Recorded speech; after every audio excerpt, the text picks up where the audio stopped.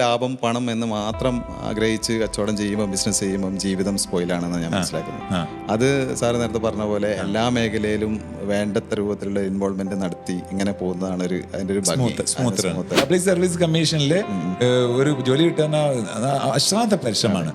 അതിന് ആൾക്കാർ എത്ര ത്യാഗവും ചെയ്യുന്നുണ്ട്. ആ ത്യാഗത്തിന്റെ 1/4 മതി ചെറിയൊരു ചെറിയൊരു സംരംഭത്തിലൂടെ അതിൽ നിന്ന് കിട്ടുന്ന ഇരട്ടി വരുമാനം ഉണ്ടാക്കാൻ. പക്ഷെ ആ റിസ്ക് എടുക്കാൻ കംഫർട്ട് അനുവദിക്കുന്നില്ല. ഒരു 10,000 അംഗങ്ങളുള്ള ഒരു നേതാവിനെക്കാട്ടും 10 പേർക്ക് ജോലി കൊടുക്കുന്ന ഒരു സംരംഭകനാണ് നമ്മൾ ബഹുമാനിക്കുന്നത്. നമ്മുടെ ടീമൊക്കെ ഒരിക്കലും നമ്മളവരെ സ്റ്റാഫ് എന്ന് അങ്ങനെ പരാമർശിക്കാറില്ല. അവർ നമ്മളുടെ സന്തത സഹചാരികളായിട്ട് ഇങ്ങനെ പോവാണ്. നമ്മുടെ അംഗങ്ങളെ, നമ്മുടെ മെമ്പേഴ്സ് ഒരു ഫാമിലി മെമ്പറെ പോലെ തന്നെയാണ് ഓരോ ആൾക്കാരും നമ്മൾ കാണുന്നത്.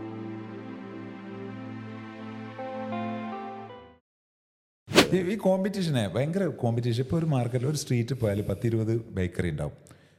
അവിടങ്ങളൊക്കെ നിങ്ങൾ അത് റീറ്റെയിൽ ഔട്ട്ലെറ്റ് അല്ലേ നിങ്ങൾക്ക്? അത് വലിയ സാധ്യത ആണല്ലോ ശരിക്കും. അവിടെ ഇത്തരം പ്രോഡക്ട്സുകൾ വരുമ്പോൾ ഒരുപാട് കമ്പനികൾ അവിടെ മത്സരിക്കുന്നുണ്ടല്ലോ. ഈ മത്സരത്തെ അതിജീവിക്കുന്നത് എങ്ങനെയായിരിക്കും ഒരു പ്ലാന്? എല്ലാവരും എന്നോട് ചോദിക്കാറുണ്ട് ഇങ്ങനെ ഈ ഒരു രീതിയിൽ കോമ്പറ്റീഷൻ ഉണ്ടാവാറുണ്ടോ. ഞാനൊരു കോമ്പറ്റീഷൻ ഭാഗം ഞാൻ നോക്കിയിട്ടേ ഇല്ല. ഒരു പക്ഷേ എനിക്ക് സമയം കിട്ടാത്തതുകൊണ്ടായിരിക്കും.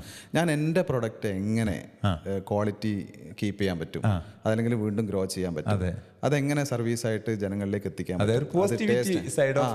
മാർക്കറ്റിംഗ് അത് ഇത്ര കാലമായിട്ടും ഫോളോ അപ്പ് ചെയ്യും. ഇന്നലെ എൻ്റെ ഡിസൈനർ ചോദിച്ചു പുതിയ പ്രൊഡക്റ്റിൻ്റെ പിന്നെ അവരെ പ്രൊഡക്റ്റ് ഒന്ന് നോക്കിക്കൂടെ. ഞാൻ പറഞ്ഞു നോക്കണ്ട, കാരണം നമ്മളിത് നമുക്ക് എങ്ങനെ ബെറ്റർ ചെയ്യാൻ പറ്റും അത് ചെയ്താൽ. നമ്മളെ 10-700 കോടി ആളുകൾ ഭൂമിയിൽ എങ്ങനെ നിലനിൽക്കുമെന്ന് ചോദിച്ചാൽ വലിയ പ്രശ്നമല്ലേ? നമ്മൾ ഓരോരുത്തരും വളരെ സുഗമമായിട്ട് പോകുന്നില്ലേ? അതുപോലെ തന്നെ മാർക്കറ്റും പ്രൊഡക്റ്റും ഉള്ളൂ അല്ലേ? അതെ, തീർച്ചയായും കാണുന്നുണ്ട്. കോമ്പറ്റീഷൻ എന്ന് വെച്ചാൽ നമുക്ക് ദൈവം വിധിച്ച് നമ്മുടെ ഉദ്ദേശം നല്ലതാണെങ്കിൽ അത് ദൈവമായിട്ട് തന്നെ അല്ലെ പ്രകൃതിയായിട്ട് തന്നെ നമുക്ക് തിരിച്ചു തരും എന്നുള്ളതാണ്. അത് നമ്മുടെ മനസ്സിൽ നമ്മൾ ഉണ്ടാക്കുന്ന പ്രതിബന്ധവും കൂടിയാണ് കോമ്പറ്റീഷൻ എന്നൊക്കെ പറയുന്നത് അല്ലേ? സത്യത്തിൽ ട്രിഗറിങ്. അതെ, വെറുതെ ഒരു ട്രിഗർ ചെയ്ത് നമ്മൾ ഒരു ബാരിക്കേഡ് ഉണ്ടാക്കുകയാണ്. അങ്ങനെ ഒന്നും ഇല്ലല്ലോ. തീർച്ചയായിട്ടും ശരിക്കും നമുക്ക് യൂണീക്നെസ് ഉണ്ട്. ഓരോ വ്യക്തിക്കും യൂണീക്നെസ് ഉണ്ടല്ലോ, ഓരോ പ്രൊഡക്റ്റിനും യൂണീക്നെസ് ഉണ്ട്, ഓരോ കമ്പനിക്കും യൂണീക്നെസ് ഉണ്ട്. അത് അതിൻ്റെതായ സ്പേസിൽ അത് അതിജീവിക്കും. തീർച്ചയായിട്ടും. പക്ഷെ അവിടെ വേണ്ട ഇൻഗ്രീഡിയൻസ് എന്തൊക്കെയായിരിക്കും? അങ്ങനെയാണെങ്കിലും നമ്മൾ അതിലൊരു കോൺട്രിബ്യൂഷൻ ഇൻഗ്രീഡിയൻസ് ഉണ്ടല്ലോ, ഒരു ഇന്നോവേഷൻ കൊണ്ടുവരാന്നുള്ളതാണ്. ഇന്നോവേഷൻ കൊണ്ടുവരാം. അതിന് നമ്മൾ ജസ്റ്റ് ഒന്ന് മാർക്കറ്റ് അനലൈസ് ചെയ്യണം. അതെ, അത് തീർച്ചയായിട്ടും തീരെ വേണ്ട എന്നെല്ലാം പറയുന്നത്. പക്ഷെ കോമ്പറ്റേറ്ററുടെ പിന്നാലെ പോയി അയാൾ ചെയ്യുന്നത് നേരെ സമയം കളയണ്ട. കംപ്ലീറ്റ് മാർക്കറ്റിൽ എന്തൊക്കെയുണ്ട്, ഏതൊക്കെയാണ് ചാൻസസ്, എവിടെയാണ് ഒരു പോയിന്റ് കിടക്കുന്നത്, അതൊക്കെ നോക്കാം, അതൊക്കെ പഠിക്കാം, അനലൈസ് ചെയ്യാം. പക്ഷേ മാർക്കറ്റ് സ്റ്റഡീസ് നടത്താം. അതൊക്കെ നടത്തുകയും വേണം. നമ്മൾ അതൊക്കെ ചെയ്തിട്ടുണ്ട്. ആദ്യം അതൊന്നും ചെയ്തിട്ടില്ലായിരുന്നു. ഇപ്പൊ അതൊക്കെ ശാസ്ത്രീയമായി ചെയ്യുന്നുണ്ട്, സമയബന്ധിതമായി ചെയ്യുന്നുണ്ട്. തീർച്ചയായിട്ടും. ഒരു ഡേയിലൊക്കെ എത്ര സമയം ഇതിനു വേണ്ടി വിനിയോഗിക്കുന്നുണ്ട്? ഇപ്പൊ എല്ലാം ബാലൻസ് ചെയ്യണല്ലോ, ബാലൻസ് ചെയ്ത് പോകണല്ലോ. അതെ, ഇപ്പൊ ശരിക്കും പറഞ്ഞു കഴിഞ്ഞാൽ ഉറങ്ങുന്ന ഒരു സമയം മാത്രമേ ഉള്ളൂ. എത്ര സമയം ഉറങ്ങാൻ കിട്ടുന്നുണ്ട്? ഒരു 6 മണിക്കൂർ ഉറപ്പ് വരുന്നുണ്ട്. അത് ഹാപ്പിയാണല്ലോ അല്ലേ? കുടുംബം ഹാപ്പിയാണോ? കുടുംബം വളരെ ഹാപ്പിയാണ്. ഫ്രണ്ട്സുമായിട്ടുള്ള ബന്ധങ്ങൾ നിലനിൽക്കുന്നുണ്ട്. വളരെ വളരെ നല്ല രീതിയിൽ ആണ് പോകുന്നുണ്ട്. എങ്ങനെയാണ് ടീം മെമ്പേഴ്സിനെ മുന്നോട്ട് കൊണ്ടുവന്ന് പ്രചോദിപ്പിച്ചും അവരെ ഇതിന് കൂടെ നിർത്തിയും ഈ പ്രതിബന്ധങ്ങൾ പറഞ്ഞല്ലോ? നമ്മുടെ ടീമൊക്കെ ഒരിക്കലും നമ്മളവരെ സ്റ്റാഫ് എന്ന് അങ്ങനെ പരാമർശിക്കാറില്ല. അവർ നമ്മളുടെ സന്തത സഹചാരികളായിട്ട് ഇങ്ങനെ പോവാണ്. നമ്മുടെ അംഗങ്ങളെ, നമ്മുടെ മെമ്പേഴ്സ് ഒരു ഫാമിലി മെമ്പറെ പോലെ തന്നെയാണ് ഓരോ ആൾക്കാരും നമ്മൾ കാണുന്നത്. അത് വൈഫാണ് ഇപ്പൊ എല്ലാവരെയും കൈകാര്യം ചെയ്തുകൊണ്ടിരിക്കുന്നത്. ഒരു ഫാക്ടറി മൊത്തത്തിൽ അവര് അങ്ങനെയൊന്നും ആയിരുന്നില്ലല്ലോ മുമ്പ്. ഇല്ല, ആയിരുന്നില്ല. അവരിതിലേക്ക് ഇറങ്ങി വന്ന് എന്തൊക്കെയാണ് ചെയ്യുന്നത് ഇപ്പോ? അത് കാലം പഠിപ്പിക്കുന്നു പറഞ്ഞില്ല, അതേപോലെ അവരങ്ങ് പെട്ടപ്പോ തീർച്ചയായിട്ടും എല്ലാ സ്ത്രീകളും ഇങ്ങനെ പെട്ടാൽ മാറും അല്ലേ? തീർച്ചയായിട്ടും ഒരുപാട് സാധ്യതകളുണ്ട് സ്ത്രീകൾക്ക്. തീർച്ചയായിട്ടും അവരുടെ സപ്പോർട്ട് നമ്മുടെ പുരുഷന്മാർക്ക് കിട്ടുകയാണെങ്കിൽ അത് മാനസികമായിട്ടുള്ള സപ്പോർട്ടായിരിക്കണം, അതല്ലാതെ വാക്കുകൾ കൊണ്ട് മാത്രമായിരിക്കില്ല.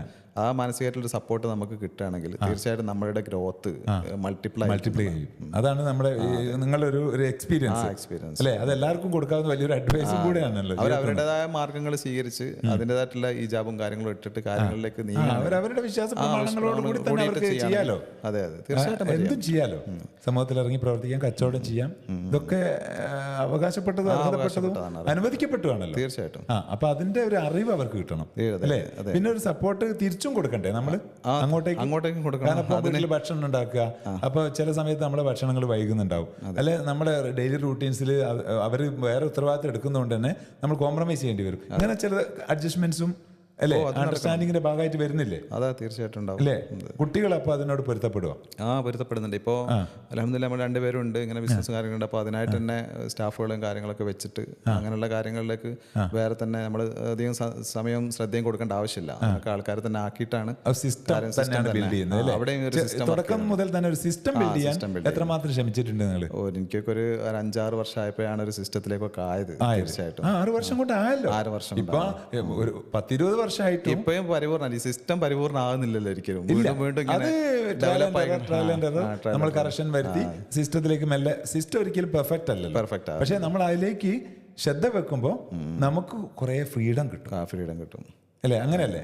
പിന്നെ ഒരു ഓണർ എന്ന നിലക്ക് നിങ്ങൾക്ക് ബാക്ക് സീറ്റ്, ഡ്രൈവർ സീറ്റിൽ നിന്ന് ബാക്ക് സീറ്റിലേക്ക് പോകുമ്പോൾ നിങ്ങൾക്ക് കുറേ വിശാലമായ ഒരു വിഷ്വൽ കിട്ടും, കാഴ്ച കിട്ടും. ആ കാഴ്ചയാണല്ലോ ഇതിന്റെ കാഴ്ചപ്പാടായി മാറും. പറഞ്ഞു കൊടുക്കുക ഡ്രൈവറോട്, അങ്ങനെയല്ല ഇങ്ങനെ ആ കാഴ്ചകള് നിങ്ങളെ കാഴ്ചപ്പാടായിട്ട് ഇതില് ഐഡിയകളും ബിസിനസ്സായിട്ട് വളരെയല്ലേ ചെയ്യുന്നത്. റിലാക്സ് ചെയ്യാൻ പറ്റും അല്ലേ? സൗന്ദര്യങ്ങളും ആസ്വദിക്കാം. അതെല്ലാം ആസ്വദിക്കാം. അതല്ലേ ലൈഫിന്റെ ബിസിനസ്സിലുള്ള ഏറ്റവും വലിയ ബ്യൂട്ടി. തീർച്ചയായിട്ടും. അപ്പൊ അത് ലക്ഷ്യം വെക്കുന്നുണ്ടല്ലേ?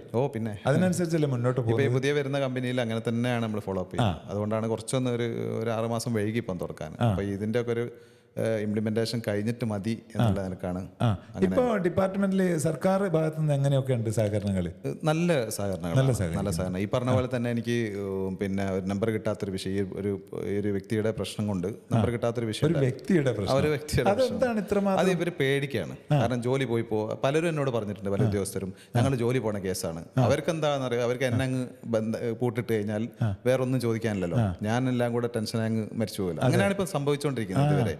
തന്നെയല്ല ഇപ്പൊ ഒരുപാട് നിയമങ്ങളും കാര്യങ്ങളൊക്കെ. ഒരാളെ പൂട്ടിയാൽ മതിയല്ലോ, അപ്പൊ സമൂഹത്തിന് മൊത്തം കയ്യടി വാങ്ങാനോ അല്ലെങ്കിൽ ഇവര് സേഫ് ആവാനോ ഈ സംരംഭകനെ എന്താക്കിയാൽ മതി, പേപ്പർ ഒന്ന് തടഞ്ഞിട്ടേക്കാം. അപ്പൊ അത് കിട്ടാതെ ആകുമ്പോൾ നമ്മളങ്ങ് ഓട്ടോമാറ്റിക് ആയിട്ട് ഒഴിഞ്ഞു പോകും. ഇവിടെ ഒന്നും സംഭവിക്കുന്നില്ല. പിന്നെ ആൾക്കാർക്ക് അവർക്ക് ഇതിനെപ്പറ്റി അറിയില്ലൊന്നും.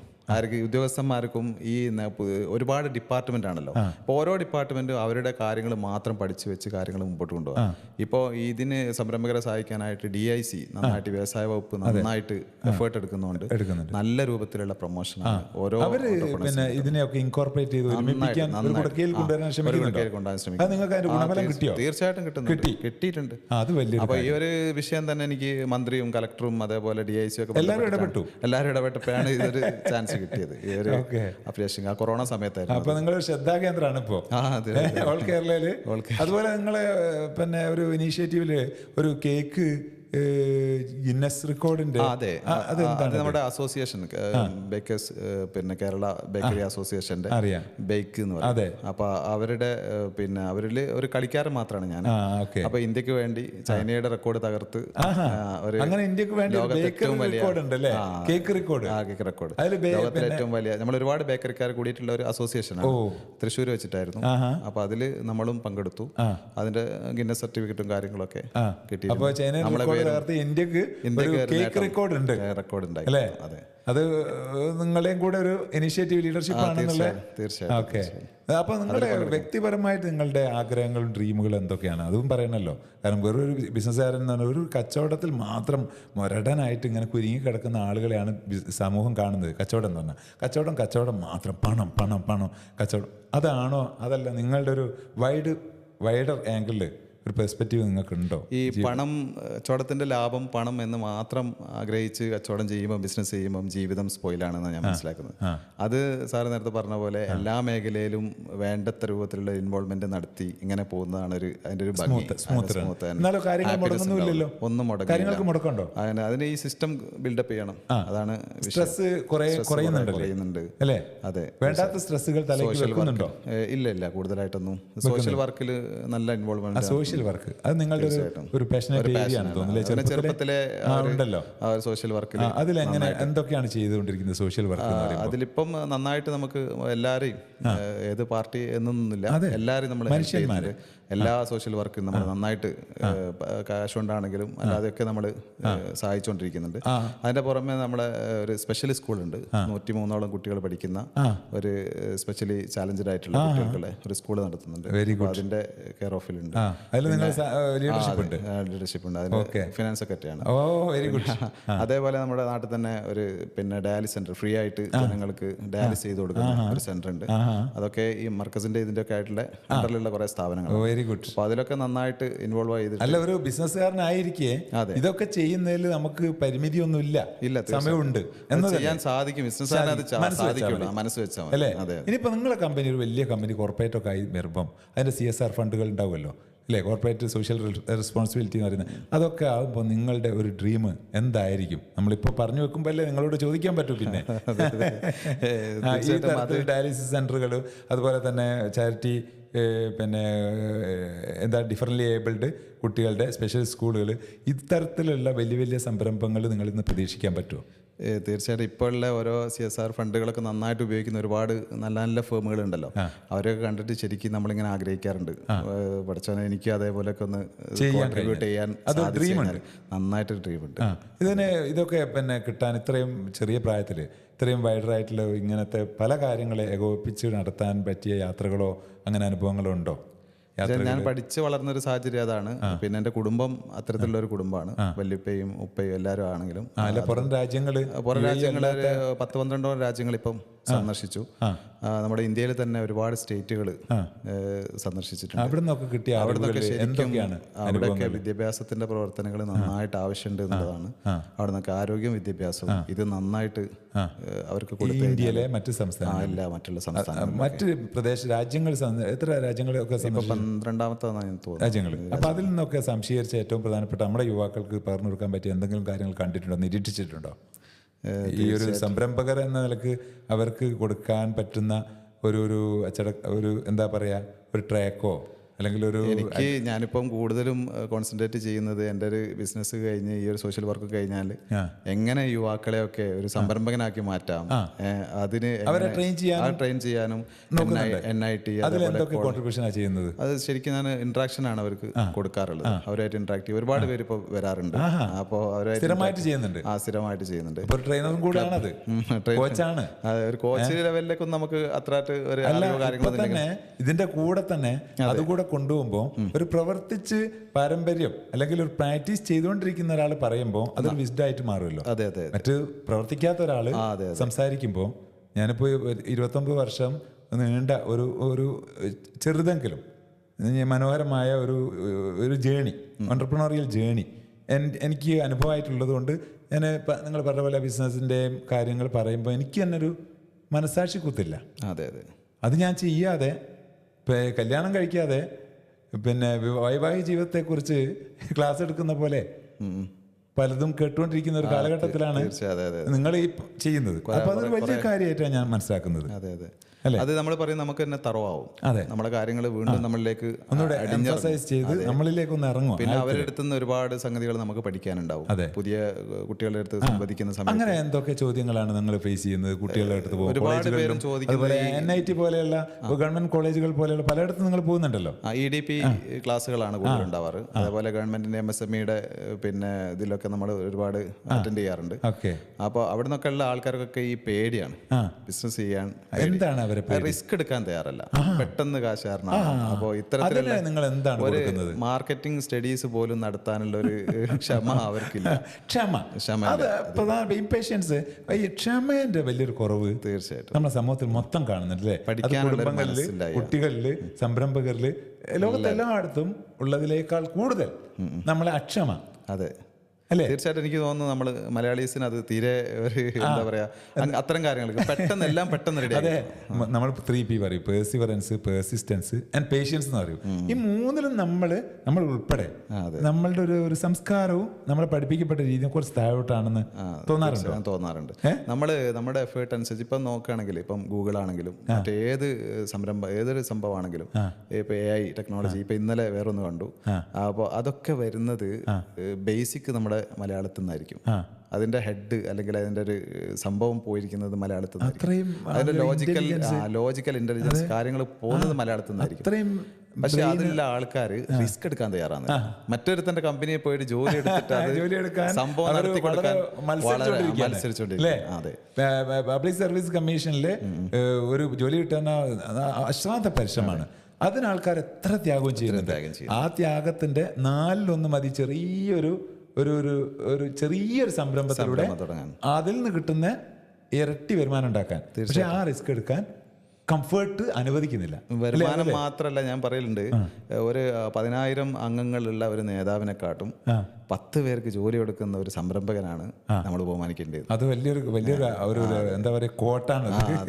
അതിനാണ് ഹൈലൈറ്റ് ചെയ്യേണ്ടത്. അത് നിങ്ങളുടെ ഒരു ഹൈലൈൻ ആണ് അല്ലേ, ഒരു ഹൈലൈറ്റ് ചെയ്യുന്ന ഒരു എന്താ പറയുക ടാഗ് ലൈൻ ആണ്. തീർച്ചയായും അല്ലേ, അത് കൊണ്ടെടുക്കാൻ തീരുമാനിച്ചു. എൻ്റെ ഒരു വിഷൻ തന്നെ ശരിക്ക് ഞാൻ പറയല് എത്തിക്കൽ products, many job opportunities and much healthier contribution to the nation. Very good. ആ മൂന്നും വളരെ പ്രധാനപ്പെട്ട പില്ലേഴ്സ് ആണ്. ഒരു ഓണ്ടർപ്രണർക്ക് ചെയ്യുന്ന സംഗതി ഇതായാൽ അയാൾ പിന്നെ തിരിഞ്ഞു നോക്കേണ്ട ആവശ്യം. വളരെ 3 പില്ലേഴ്സ് ആണ് സമീർ പറഞ്ഞിരിക്കുന്നത്. കാരണം അത് ആഴത്തിൽ മനസ്സിലാക്കി അതിന് വേണ്ടിയിട്ട് നമ്മുടെ ജീവിതം സമർപ്പിച്ചാൽ എല്ലാവരും ലോകം നമ്മുടെ പിന്നാലെ വരും. പതഞ്ജലി മഹർഷി പറഞ്ഞ പോലെ വരും അല്ലേ. ദൈവികമായിട്ട് അത് ഒരു വലിയ സപ്പോർട്ട് കിട്ടുമല്ലോ. അതെ, സമാധാനമായിട്ട് ജീവിക്കുക എന്നുള്ളതാണല്ലോ സക്സസ് എന്ന് പറയുന്നത്. സന്തോഷത്തോടു കൂടി ഉള്ളത് കൊണ്ട് തൃപ്തിപ്പെട്ട്. അപ്പൊ അങ്ങനത്തെ ഒരു ലെവലിലേക്ക് നമ്മൾ മാറും. അത് എത്ര ബാങ്ക് ബാലൻസ് എന്നോ അതല്ല എത്ര മാർക്കറ്റ് പിന്നെ ഷെയർ എന്നോ ഒന്നുമല്ല അതിൽ നോക്കുന്നത്. പക്ഷെ അത് സമാധാന ഒരു അന്തരീക്ഷം കുടുംബത്തിലും നമുക്കും മനസ്സിലും ഉണ്ടാവും. സമ്പന്നത നമ്മൾ പറയല്ലോ, സമ്പത്ത് കൂടി ചേർന്നാണ് സമ്പന്നത. പക്ഷെ സമ്പത്തുള്ള എല്ലാവർക്കും സമ്പന്നത ഇല്ല. തീർച്ചയായിട്ടും അതാണ് പറഞ്ഞത്. അപ്പൊ അതുകൊണ്ട് തന്നെ സ്വസ്ഥതയും സമാധാനവും ചിലപ്പോൾ സംതൃപ്തിയോ സ്വാതന്ത്ര്യമോ സന്തോഷമോ പോലും അവർക്കില്ല. പണം മാത്രമായി പോകും. അവിടെ അതിനെതിരെ ഒഴുക്കിനെതിരെ നീന്തി ഒരു വലിയൊരു മോഡൽ കാണിക്കുക എന്നുള്ളത് ഷമീറിന്റെ ഒരു പാഷനായിട്ട് നമ്മൾ മനസ്സിലാക്കുന്നത്. അതിനുള്ള ഒരു വലിയ തുടക്കവും ഇനീഷ്യേറ്റീവായിട്ട് ഈ ഒരു സംരംഭം ഉണ്ട് എന്നുള്ളത് നമുക്ക് കൃത്യതയാണ്. കാരണം ചെറിയ പ്രായത്തിൽ ചെറിയ കാലയളവിൽ വലിയ വിജയം, വലിയൊരു അക്സെപ്റ്റൻസ് സ്പേസ്. അതെ, എൻ്റെ ഒരു മാത്രം കഴിവുകളിലല്ല, തീർച്ചയായിട്ടും ടീമാണ്, സഹധർമ്മിണിയുണ്ട്, കുടുംബമുണ്ട്, എൻ്റെ ടീമുകളുണ്ട്, എല്ലാ ടീം അംഗങ്ങളുണ്ട്. അവർക്കൊക്കെ വീതിച്ചു കൊടുക്കാൻ നമുക്കിത്. എന്നാലും ആശയം എന്ന നിലക്കും ഒരു മുന്നിൽ നിൽക്കുന്ന ലീഡർ എന്ന നിലക്കും അതിൽ താങ്കൾ കൂടെ അഭിമാനം ഉണ്ടല്ലോ. അത് നമ്മൾക്ക് കൂടെ അഭിമാനമുണ്ട്. കാരണം നമ്മളൊക്കെ കൂടെ നിങ്ങൾ കുറേ വർഷമായിട്ട് പരിചയവും ബന്ധവും ആ ട്രെയിനിങ്ങും ആലോചനകളും ചിന്തകളും ഒക്കെ ഉണ്ട്. അപ്പൊ അതിൽ നമുക്കും ചെറിയൊരു സ്വാധീനം ചെലുത്താൻ പറ്റിയെന്നതിൽ അഭിമാനമുണ്ട്, സന്തോഷമുണ്ട്. ഏതായാലും ഈ ഒരു എപ്പിസോഡ് സുദീർഘമായി കൊണ്ടുപോകാൻ പറ്റുന്നില്ല, ചെറിയ സമയമുള്ളൂ. നമുക്ക് വീണ്ടും ഒരാലോചനയും ചിന്തയുമായിട്ട് കണ്ടുമുട്ടാം ബിസിനസ് ലൈഫ് മിഷനിൽ. Thank you Sameer.